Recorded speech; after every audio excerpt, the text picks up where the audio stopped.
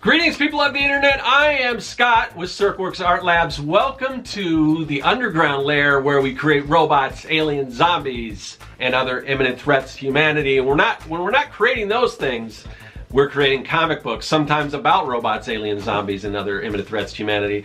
This one that I'm working on is about one of those things. It's about the zombies, and it's about kids fighting zombies. So it is Young and the Dead. It's a kids versus zombie story. It's like Goonies meets Night of the Living Dead. If you like Goonies, if you like Monster Squad, if you like those kid adventure movies from the 80s, this should be right up your alley. So that's the book. This is issue 1. I've got issue 1 through 3 available at my website at serkworks.com, both in the standard edition and a deluxe artist edition. But yeah, so that's the book here. Where are we at in this challenge? So what is, well, I guess I should explain what the challenge is all about. And if you've been watching this for a while, then you know, and this is old hat to you guys, but it is where you spend at least 30 minutes a day, every day, working on your own personal comic book project. Mine is Young and the Dead. Maybe you're working on something too.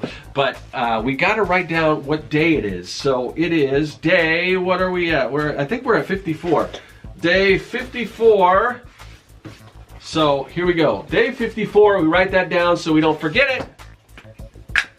it.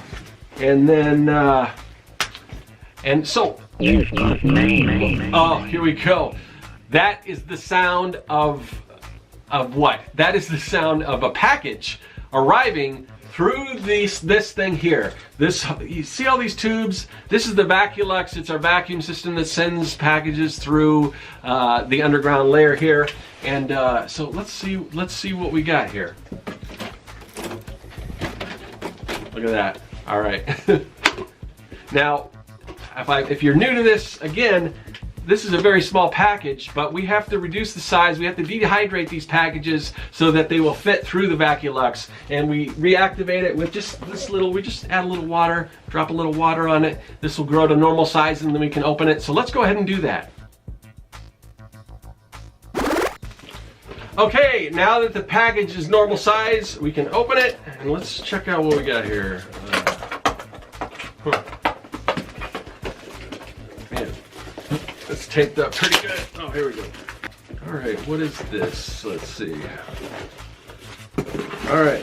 Okay, looks like we got some art supplies and just stuff that I was running out of, so I placed an order. We got some ink.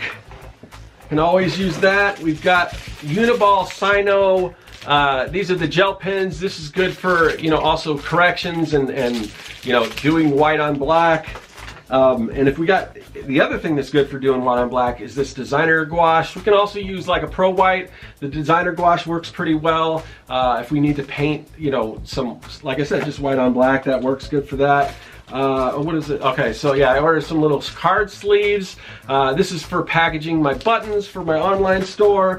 And, oh yes, Colorase pencils, non-photo blue. So we got all that, so great.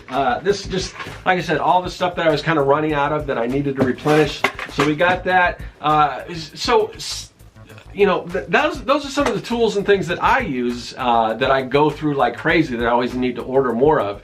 So what are some of your favorite tools? What are the tools that you can't get enough of that like I said, you just go through them like they're nothing, like because you use them so much, you love them so much. Let me know what your favorite tools are. You can hit me up in the comment section. But we gotta take these tools and put them to use, and in doing so, we're gonna go to the paralleloscope and see what's going on with the process of 100 Days of Making Comics, issue 4 of Young and the Dead. What's going on? We're on issue 3 right now. I've got the pencils all done. I'm gonna start, I was planning on starting to do some inking today. Actually, I am gonna do some inking, but I wanted to film it. And I got this, I think I showed this before. I got this cool, it's really a really heavy duty arm, but it's got some issues. I think the main thing these arms are for is to mount this so you could like actually watch your phone or your iPad, like if you're laying down or something like that. So it's hard to get it to curve right as far as filming. And the other thing is, that's the clamp right here. And I can mount it on some other tables, and that's the way I've been doing it with my other one. But the problem is, I don't know if you can see, let's just tilt this down a bit. That's the thickness of the table, and it just won't fit. So I gotta figure out some other way to rig this thing up. But because of that, you won't be able to see me working on the inks for page 3, but rest assured I am going to be working on them, so that's what I'm going to go to right now. In the backyard again.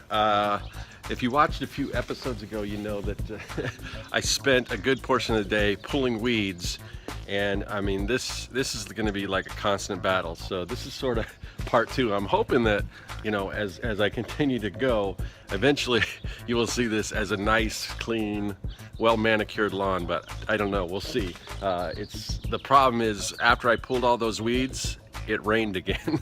So a lot of them just pop right back up, but I'll kind of show you what I'm working with here. All right, so this is kind of my lawn area, and it's just totally overgrown, but I can take a weed whacker to that. As far as the gravel, that's a little different story. So like I said, most of this was kind of pulled, and then I was just going to poison the smaller ones, but since it rained, a lot of the stuff started popping back up. It's not as bad as it was, so I'm going to pull a few more of these and then spray some weed killer down, and then hopefully see what I can do as far as the just weed whacking this stuff. But it's gonna make such huge piles. I mean, I can only put so much in my in my garbage can, so man. But I'll be back and I'll kind of show you what process I've made on this. Went through and pulled most of the weeds. You can see it looks quite a bit better. There's still, you know, tons of smaller weeds and stuff, but I'm gonna go ahead and spray all that stuff.